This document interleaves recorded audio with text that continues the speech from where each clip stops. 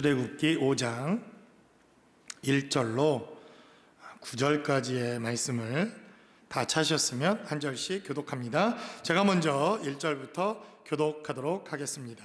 그 후에 모세와 아론이 바로에게 가서 이르되 이스라엘의 하나님 여호와께서 이렇게 말씀하시기를 내 백성을 보내라. 그러면 그들이 광야에서 내 앞에 절기를 지킬 것이니라 하셨나이다. 바로가 이르되 여호와가 누구이기에 내가 그의 목소리를 듣고 이스라엘을 보내겠느냐? 나는 여호와를 알지 못하니 이스라엘을 보내지 아니하리라. 그들이 이르되 히브리인의 하나님이 우리에게 나타나셨은즉 우리가 광야로 사흘쯤 가서 우리 하나님 여호와께 제사를 드리려 하오니 가도록 허락하소서. 여호와께서 전염병이나 칼로 우리를 치실까 두려워하나이다. 애굽 왕이 그들에게 이르되 모세와 아론아 너희가 어찌하여 백성의 노역을 쉬게 하겠느냐? 가서 너희의 노역이나 하라. 바로가 또 이르되 이제 이 땅에 백성이 많아졌거늘 너희가 그들로 노역을 쉬게 하는도다 하고 바로가 그날의 백성의 감독들과 기록원들에게 명령하여 이르되 너희는 백성에게 다시는 벽돌에 쓸 집을 전과 같이 주지 말고 그들이 가서 스스로 집을 줍게 하라. 또 그들이 전에 만든 벽돌 수요대로 그들에게 만들게 하고 감하지 말라. 그들이 게으름으로 소리 질러 이르기를 우리가 가서 우리 하나님께 제사를 드리자 하나니. 우리 9절같이 합독하겠습니다. 그 사람들의 노동을 무겁게 함으로 수고롭게 하여 그들로 거짓말을 듣게 않게 하라. 아멘. 400년 만에 애굽 땅에는 하나님을 예배하고 경배하며 머리 숙여 하나님을 찬양했다고 하는 이러한 하나님의 메시지가 출애굽기 4장 31절에 기록된 말씀을 통해서 증거됩니다. 물론 요셉의 후예들과 또 야곱의 후예들을 통해서 하나님 앞에 드려지는 예배와 하나님 앞에 드려지는 찬양과 하나님을 향한 믿음들이 그들의 삶의 자리에도 있었을 것입니다. 그러나 오늘 본문이 기록하고 있는 출애굽기 4장과 5장 사이에 기록되어져 있는 이 메시지를 통해서는 바로 국가적인 그리고 민족적인 하나님의 예배와 하나님의 나라와 하나님의 말씀이 회복되어졌다고 하는 놀라운 역사적인 이러한 하나님의 예배의 현장이 바로 출애굽기 4장 가운데 기록되어져 있습니다.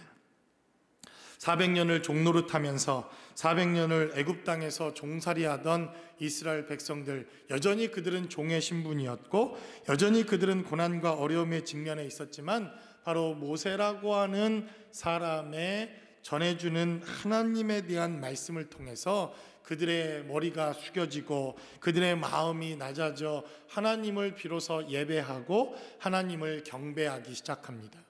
그러니 여러분, 우리 지난 3개월 동안 하나님 앞에 현장 예배를 드리지 못했던 우리도 3개월 만에 예배를 드리니 얼마나 여러분들 감격스러우셨습니까? 제가 한 가지 깨달은 게 있습니다. 제가 설교를 잘하는 사람이라고 드리는 말씀이 아니라 여러분들이 아마 대단히 3개월 만에 예배 가운데 큰 은혜가 있었을 줄로 믿습니다. 그래서 여러분들이 은혜를 못 받는 것 같으면 이제는 앞으로 3개월 동안 교회 문을 닫는 것도 신중하게 고려를 해볼 생각입니다. 다 은혜를 받겠더라고요. 저도 3개월 만에 어쨌든 많은 분들, 모든 분들이 함께 예배할 수는 없었지만 그래도 3개월 동안 여러분들의 생사 그리고 여러분들의 삶의 자리를 또 직간접적으로 확인하고 또 함께 기도하며 살아왔지만 이렇게 함께 예배하고 그래도 예배할 수 있는 공동체가 있다고 하는 것 얼마나 감격스러웠는지 모릅니다. 아마 여러분들이 느끼는 감격과 그리고 제가 느끼는 감격이 그게 크게 다르지 않았을 것이라 그렇게 생각되어집니다. 그러니 모세라고 하는 사람도 얼마나 감격스러웠겠습니까? 40년 전에 그는 이스라엘의 지도자가 되어서 내가 뭔가 민족을 위해서, 나라를 위해서, 이스라엘 백성들을 위해서 뭔가 내가 해야 할 일이 있고 그 일을 감당하자 이렇게 결심하고 이스라엘 백성들을 위해 용기를 내고 힘을 내었지만 그는 즉시로 이스라엘 백성들에게 비난을 받고 미디안 광야로 쫓겨갑니다. 40년 만에 고향을 찾은 것도 감격스럽고 40년 만에 고향 땅을 향해 갈 수 있었던 모세의 마음도 대단히 흥분되었을 것인데, 그가 전하고 있는 여호와 하나님의 말씀을 통해서 이스라엘의 장로들이 그를 받아들이고 그에게 경배하며 그를 리더로 세워주고, 그가 전하고 있는 하나님의 말씀을 통해서 그들이 하나님께 경배하는 이러한 현장 예배가, 이스라엘의 공동체 예배가 다시 시작된다고 하니 모세라고 하는 사람도 얼마나 감격이 넘쳐났겠습니까? 아마도 우리가 다시 현장 예배로 복귀해서 예배했던 이 감격만큼 모세도 정말 자신의 영혼 가운데 하나님이 하시는구나, 하나님이 역사하시는구나, 하나님께서 나에게 축복하시는구나 하는 이러한 마음이 틀림없이 있었을 것입니다. 그리고 순종하기를 잘했다, 하나님의 말씀을 쫓아 하나님의 일들을 하기를 잘했다, 그러한 마음의 뿌듯함도 틀림없이 모세 가운데 있었을 것입니다. 그랬거들랑 하나님께서 쭉 이렇게 어렵게 순종하고 어렵게 발걸음을 떼어내고 어렵게 현장 예배로 왔거들랑 하나님이 복 주시고 축복 주셔서 그날로부터 코로나 바이러스가 싹 다 물러가고, 그것이 왔다가도 제자들 교회라고 하는 성도들하고 하면 바이러스들이 다 도망가면 얼마나 좋겠습니까? 제 마음 가운데도 그런 마음이 전혀 없는 건 아닙니다. 하나님, 이왕 우리가 어려운 가운데 순종했으니 이것이 좀 빨리 끝나기를 좀 바랍니다. 제 마음 가운데 그런 기도 제목이 좀 있었습니다. 제자들 교회가 현장 예배로 돌아오면 즉시로 백신이 개발됐다든지 이게 없어졌다고 하는 이러한 뉴스를 전혀 기대하지 않은 건 아닙니다. 그런데 역시 주님은 제 마음의 꼼수를 좀 아시고, 이렇게 우리는 기대하며 믿음의 발걸음을 시작하면 하나님께서 우리를 도와주시고 우리의 모든 문제를 해결해 주시고 우리가 하나님의 은혜 가운데 거할 수 있기를 바라는 마음도 있습니다. 그러나 성경은 우리에게 증거하기를, 우리가 하나님께 순종하며 하나님의 말씀에 따라 순종하는 삶을 살아도 여전히 우리 가운데는 어려움과 고난과 그리고 문제들이 남아있을 수 있다고 하는 사실을 성경은 우리에게 말씀하고 있다는 것입니다. 그래서 오늘 본문에 기록되어져 있는 메시지를 통해서 우리가 주님 안에서 안심하고 주님 안에서 평안을 누리고 주님 안에서 믿음을 가지고 이러한 어려움과 고난이 있지만, 이 고난과 어려움 속에서도 우리는 하나님이 주시는 평안을 가지고 예배한다, 이러한 마음은 대단히 중요한 마음이라고 여겨집니다. 그래서 여러분, 주님 안에서 안심하십시오. 주님 안에서 평안을 누리십시오. 이것은 대단히 성경적인 것입니다. 그러나 이러한 안심하는 마음이 방심하는 마음으로 바뀌면 그 순간 우리에게도 문제와 어려움들과 여전히 해결할 수 없는 이러한 문제들 앞에 우리가 직면할 수 있다는 것입니다. 그래서 오늘 본문에 기록된 메시지를 우리가 잘 살펴보면, 여러분들이 본문을 읽어보셨지만 하나님께서 모세에게 이왕 이렇게 순종했으니 하나님의 역사를 통해서 더 놀라운 능력과 생명으로 즉시로 이스라엘의 문제를 해결하신 것이 아니라 모세는 더 큰 어려움을 만나게 됩니다. 모세는 더 큰 문제를 직면하게 되고, 이스라엘 백성들은 하나님 앞에 예배하며 400년 만에 경배하기 시작하지만 그들은 여전히 고난과 어려움을 맞닥뜨렸더라라고 성경은 이렇게 증가합니다. 고난의 때에 하나님 앞에 예배를 시작하고 고난의 때에 하나님 앞에 순종하며 하나님 앞에 믿음으로 나온 우리의 삶의 자리이지만, 여전히 남아있는 이 고난의 현장 속에서 우리가 믿음으로 끝까지 승리하기 위하여 하나님이 이 본문의 말씀을 통해 이 시간 우리에게 말씀하시는 하나님의 말씀과 생명의 역사는 무엇인지 본문이 기록하고 있는 말씀을 통해서 함께 나누어 보기를 원합니다.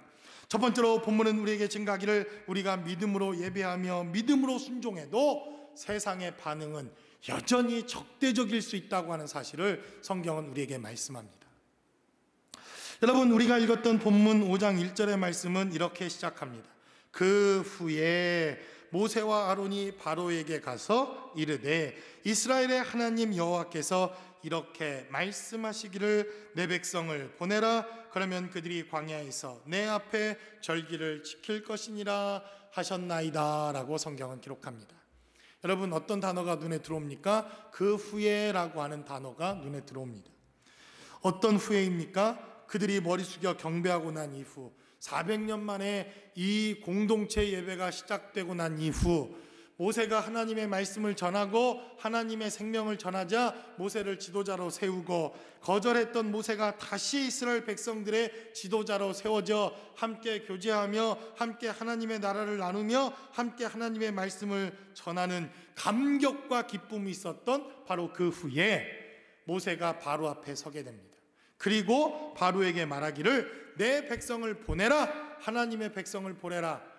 하나님의 백성들이 나가서 예배하고 하나님을 경배하며 절기를 지킬 것이다. 이렇게 증가합니다. 여러분 그렇다면 우리의 기대는 무엇입니까? 바로가 벌벌 떨면서 하나님 앞에 회개하며 무릎을 꿇고 하나님 앞에 돌아와 회개하는 이러한 역사를 우리는 꿈꾸지 않습니까? 저도 솔직히 말하면 그런 기대감이 있었습니다. 현장 예배를 시작하고 우리가 예배 자리로 나와 하나님 앞에 예배하면 모든 문제가 단숨이 좀 해결됐으면 좋겠다. 왜 누군들 이런 마음이 없었겠습니까? 그러나 오늘 2절이 기록되어져 있는 이 하나님의 말씀 앞에 우리 교회들과 하나님의 백성들이 귀 기울여야 할 필요가 있습니다.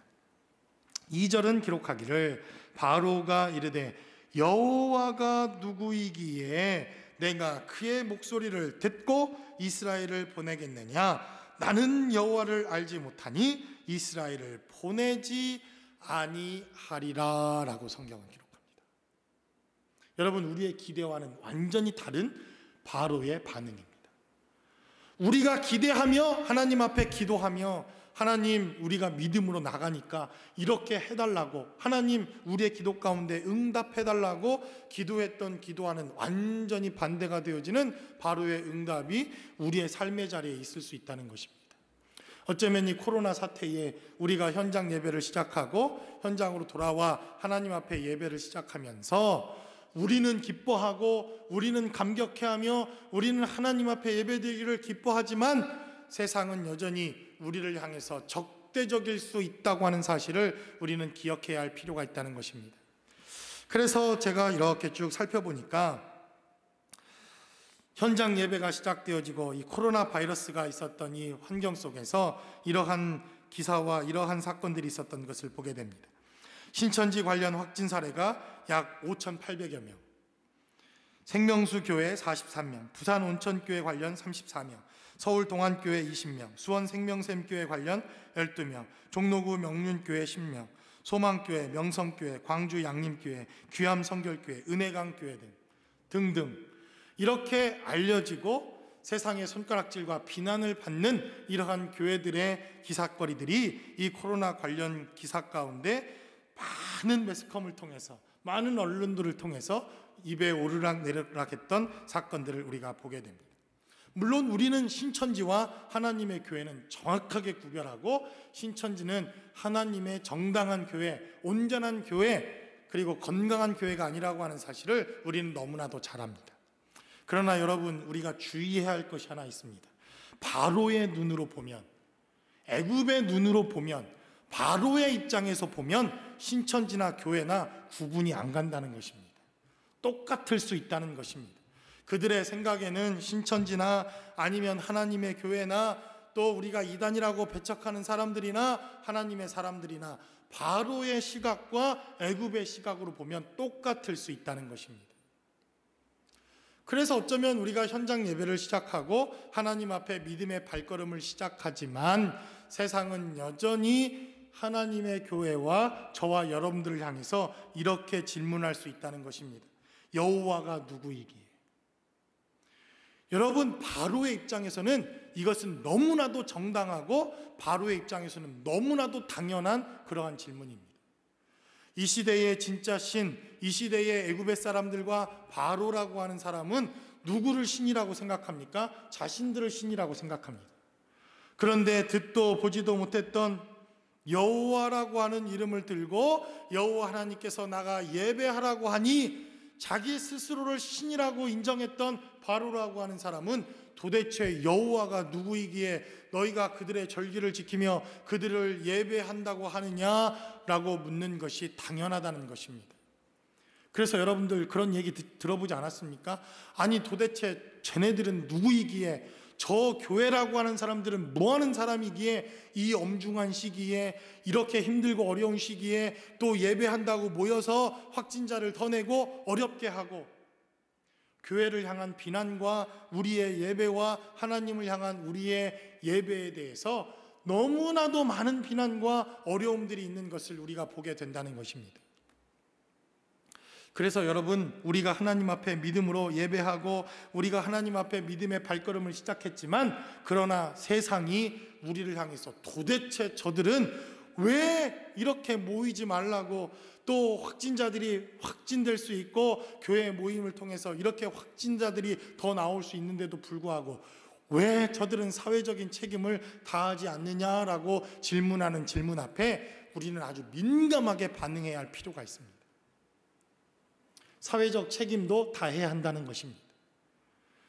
우리가 하나님 앞에 예배 드리는 만큼, 우리가 전심으로 하나님을 향하여 예배하는 만큼 세상의 목소리와 사회적인 책임도 하나님의 교회가 이제는 해야 할 때가 되었다고 하는 사실을 성경은 우리에게 말씀하고 있다는 것입니다.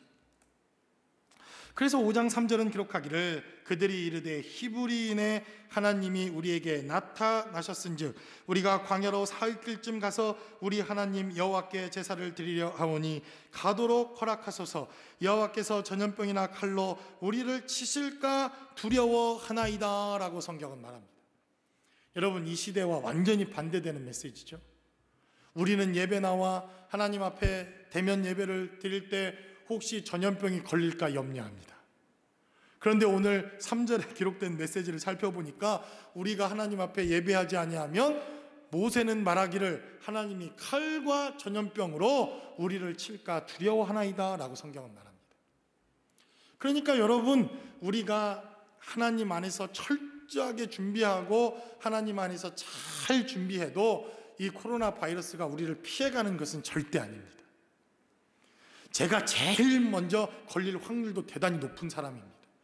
저는 당뇨약 먹죠, 심장약 먹죠, 콜레스테롤 약 먹죠. 그냥 약이 종합병원입니다. 그런데 참 신기하죠? 예전 같으면 맨날 목 아파 컬컬거리고, 제가 요즘 방송 설교를 들어보면요, 제 목소리가 괜찮더라고요.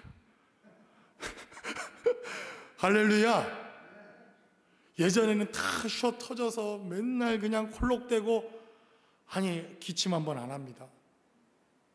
그런데도 불구하고 고위험군 확률이 있고, 그리고 여전히 우리는 이러한 철저한 방역에도 불구하고 얼마든지 이러한 위험 가운데 노출되어 있는 상황일 수 있다고 하는 사실을 우리는 염두에 두고 기억해야 합니다. 그래서 하나님 앞에 예배하는 만큼, 절기를 지키는 만큼 세상 사람들이 너희는 누구이기에 그렇게 예배하며, 너희는 누구이기에 하나님 앞에 예배하며, 너희는 누구이기에 우리가 도대체 이해되어지지 않는 그 예배에 목숨을 거느냐라고 묻는 이 질문 앞에 우리가 대답해야 할 대답이 분명히 있어야 한다는 것입니다. 그래서 우리는 기쁨으로 시작한 대면 예배지만 세상 사람들이 묻고 있는 이 질문, 아니 여전히 세상의 반응과 세상 사람들이 우리를 향해 손가락질하는 손가락질과, 그리고 세상이 하나님의 교회를 향해서 바라보고 있는 이 따가운 시선 앞에 하나님의 교회는 이 시대에 과연 무엇을 해야 할 것인가? 정말 우리는 이 시대를 향해서 어떻게 준비되어야 하는가 하는 이러한 메시지 앞에 우리가 서 있는 것, 이것이 어쩌면 이 시대에 다시 예배를 시작하는 교회들이 심각하게 고민해야 할 문제라고 믿습니다.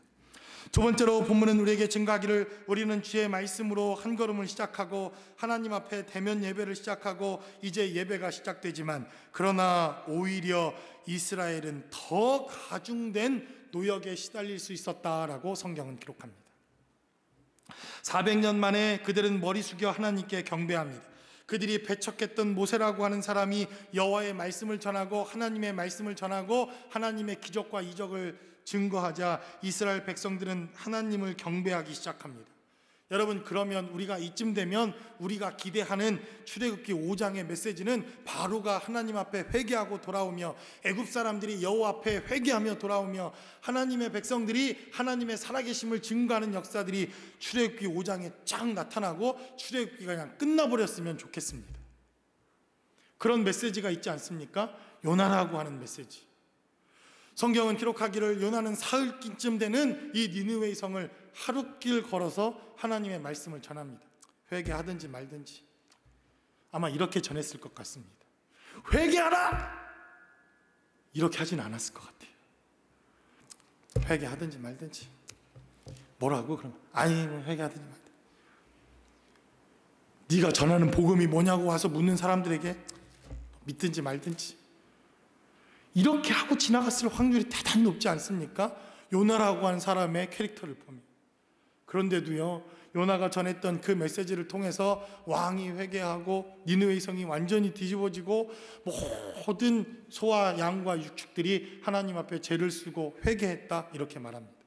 우리도 기대하는 바가 그런 거 아닙니까?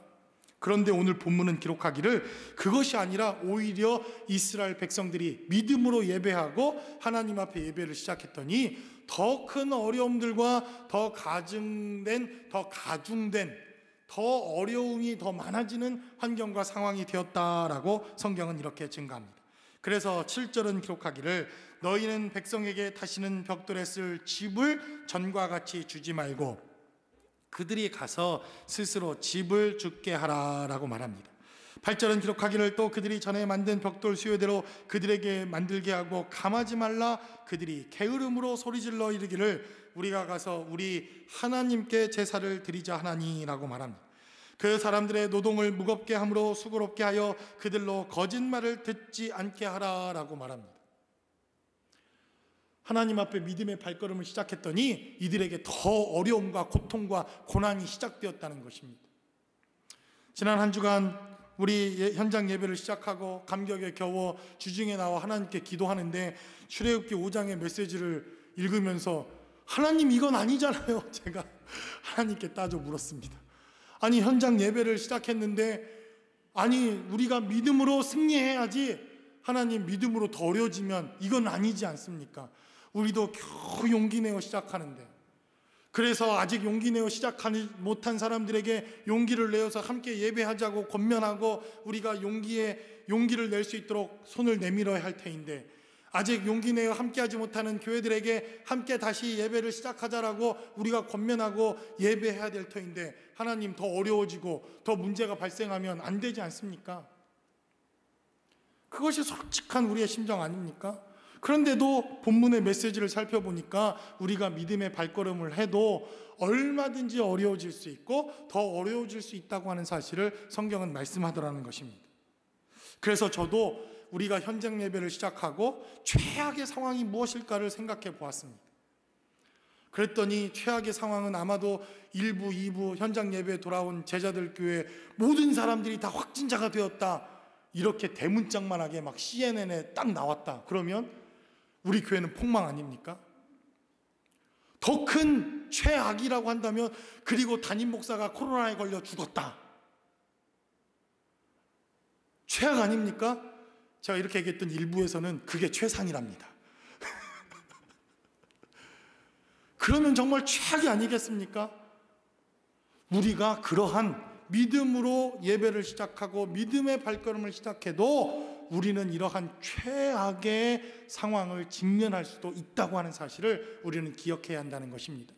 그런데 여기에서만 하나님이 그 말씀을 끝쳐주셨다고 한다면 우리는 절망이지만, 그러나 7절과 8절과 9절은 일시적인 어려움이었다고 하는 사실을 우리는 기억해야 합니다.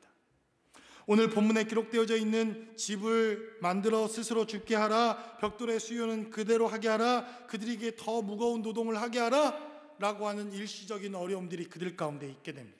믿음의 말씀으로 순종하고 하나님의 말씀으로 경배하기 시작하고 그들이 예배하려고 하나님 앞에 나아가려 발걸음을 시작하려고 하는 이 시점이 되어지자 그들에게는 일시적인 어려움이 먼저 시작되었다는 것입니다. 그러나 여러분 기억하십시오. 이 어려움은 단순히 일시적인 어려움이었다는 것입니다. 영원한 어려움이 아니요, 계속되어지는 어려움이 아니요, 이 문제는 주님이 이스라엘 백성들을 해결하시고 해방하기 위하여 일시적으로 그들이 겪는 어려움이었지만 이 문제는 곧 해결되어질 문제였다고 하는 사실을 성경은 우리에게 말씀하고 있다는 것입니다. 여러분들도 이러한 어려움 가운데 처해 있는 가정과 환경들, 그리고 여러분들의 삶의 자리가 있을 줄로 믿습니다.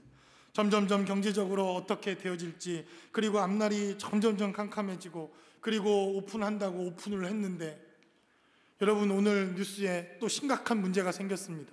아틀란타에서 또 아프리칸 아메리칸 형제가 경찰의 총에 맞아 또 죽는 사건이 오늘 아침에 발생했습니다. 이러한 예측 불허의 사건들이 정말 우리 가운데 놓여 있는 것을 봅니다. 대대적으로 잠잠해진 시위가 또 다시 언제 시작될지 우리는 한 치 앞도 모르는 이러한 상황 가운데 있습니다. 그러나 여러분, 우리가 고대하는 바 하나님의 말씀을 통해서 하나님께 구하는 것은 이러한 일시적인 어려움들이 더 가중될 수 있지만, 그러나 이러한 문제들도 하나님 보시기에는 구원의 여정의 시작이요, 이제 이스라엘 백성들이 출애굽하게 되어지는 하나님의 은혜와 축복의 전주곡이었다고 하는 사실을 성경은 우리에게 말씀합니다. 그러므로 여러분들이 고단하고 어려운 이러한 환경 속에서도 또 일시적으로 우리에게 어려움들이 가중되어지는 환경 가운데 있다 할지라도 여러분들이 이기고 승리하여 하나님의 은혜 가운데 거하실 수 있기를 주님의 이름으로 간절히 축원합니다. 마지막으로 본문은 우리에게 증가합니다. 우리는 믿음으로 시작하지만, 믿음으로 예배를 시작했지만, 믿음으로 우리의 발걸음을 시작했지만, 그러나 형제 자매들마저 원망하며 우리를 떠날 수 있다고 하는 사실을 우리는 기억해야 한다는 것입니다. 모세는 40년 전 그가 뭔가 자신은 히브리 사람이요, 뭔가 하나님의 사람이요, 하나님이 나에게 소명과 기대감과 사명이 있다는 것을 스스로 자각했습니다.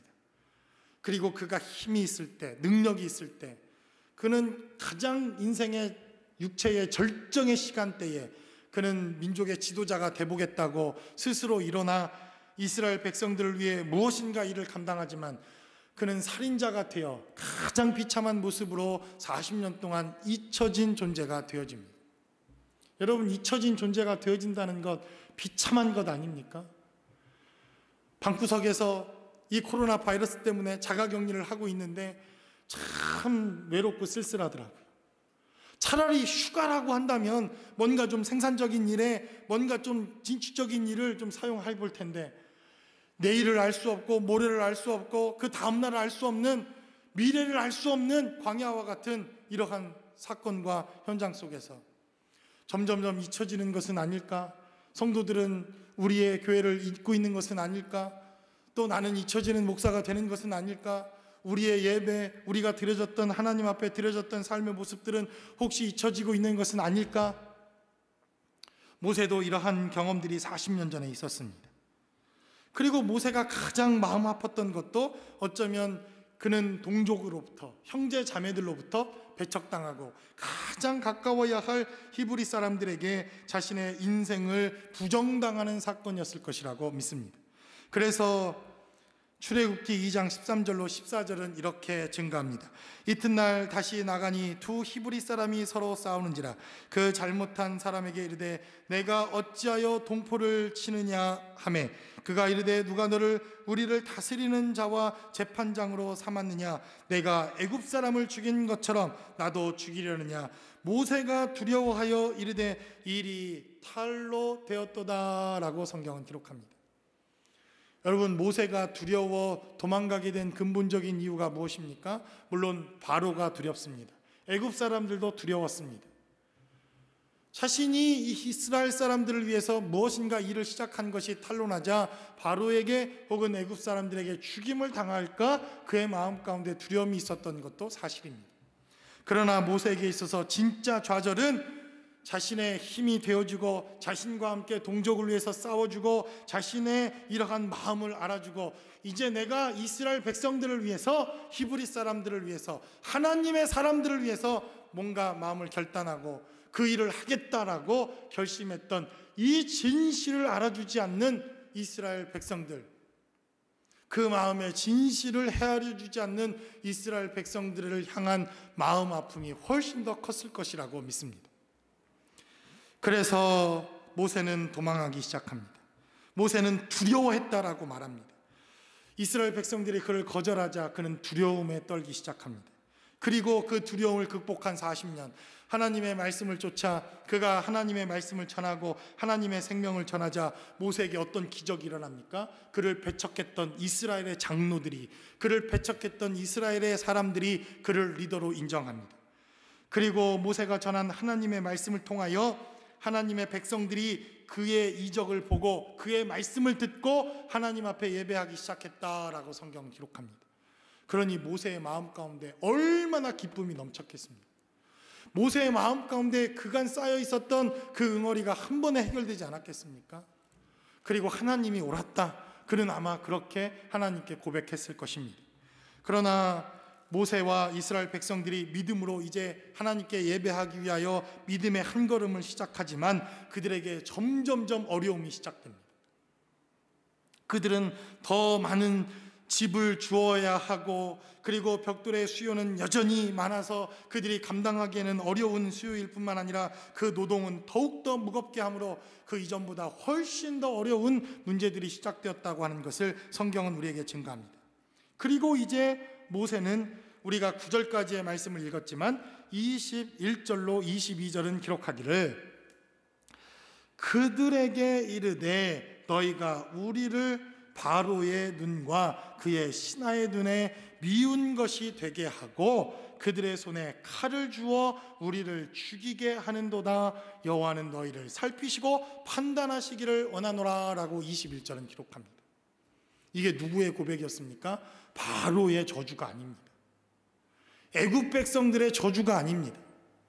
자신과 함께 힘을 모아 이 출애굽 사건을 감당하고 자신이 넘어지고 어려울 때마다 힘이 되어 주어야 할 이스라엘 백성들, 함께 동역하고 함께 기도하며 함께 이 고난의 문제를 헤쳐나가야 할 이스라엘 백성들로부터 그는 비난과 다시 거절을 당하게 됩니다. 여호와가 너를 판단하고 여호와가 너를 살펴서, 무슨 말입니까? 여호와 하나님이 모세 너에게 저주하기를, 너를 심판하기를 우리는 원한다라고 그는 이스라엘 백성들에게 다시 한번 거절을 당합니다. 그러니 모세는 이 트라우마가 또 생겨나지 않겠습니까? 요즘은 뭐 트라우마, 공황장애 이렇게 얘기를 하는데, 여러분, 그래서 이 코로나 바이러스 때문에 공황장애, 이 트라우마를 앓는 사람들이 지금 너무나도 많이 생겨난다고 합니다. 그러니 모세의 마음이 덜컥 주저앉지 않았겠습니까? 40년 전 그는 배척당하여 다시 미디안 광야 땅으로 도망갔던 그때의 일이 떠올랐을지도 모릅니다. 아, 나는 안 되는구나. 나는 어쩔 수 없구나. 나는 이런 리더밖에 될 수 없구나. 그의 마음 가운데 순간 좌절하는 마음이 들었을지도 모릅니다. 물론 성경은 그렇게 이야기하지 않고 있지만 모세가 하나님께 기도하고 그 이후에 하나님, 나는 도저히 이 사람들 목회 못하겠습니다, 이렇게 고백하는 모세의 삶을 살펴보면 모세의 마음도 그렇게 편했던 것은 아니라고 생각되어집니다. 22절은 기록하기를 모세가 여호와께 돌아와 아뢰되 주여 어찌하여 이 백성이 학대를 당하게 하셨나이까? 어찌하여 나를 보내셨나이까? 라고 모세는 하나님께 기도합니다. 모세도 낙심한 것입니다. 모세도 낭망한 것입니다. 하나님, 제가 이러지 않았습니까? 나는 안 되는 사람이라고. 나는 절대로 이 백성들을 구원할 만한, 이들을 인도할 만한 지도자감이 아니라고. 그는 하나님께 부르짖으며 기도합니다. 여러분, 우리가 믿음으로 시작해도 얼마든지 이럴 수 있다는 것입니다. 얼마든지 좌절할 수 있다는 것입니다.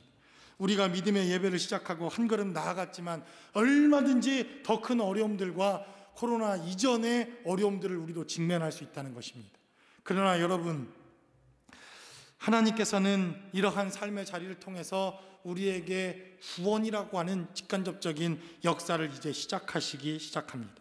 이러한 고난 앞에서 하나님이 일하시는 타이밍이라고 하는 사실을 성경은 우리에게 말씀하고 있다는 것입니다. 고난이 가증되어지고 어려움이 있어지고 모세가 하나님 앞에 부르짖기 시작하는 바로 그때가 하나님께서 일하시는 시간이요, 하나님의 구원이 시작되는 시간이었다고 하는 사실을 성경은 우리에게 말씀합니다. 왜 하나님이 이런 방법으로 사용하시는지 저도 잘 설명을 못하겠습니다. 하나님 마음입니다. 그리고 성경은 우리에게 이 출애굽기의 사건을 통해서 이미 5,000년 전 이렇게 하나님이 일하시고 있으니 지금 우리가 당하고 있는 이 사건을 통해서도 하나님은 여전히 일하시고 있다고 하는 메시지를 출애굽기를 통해서 우리에게 증거합니다.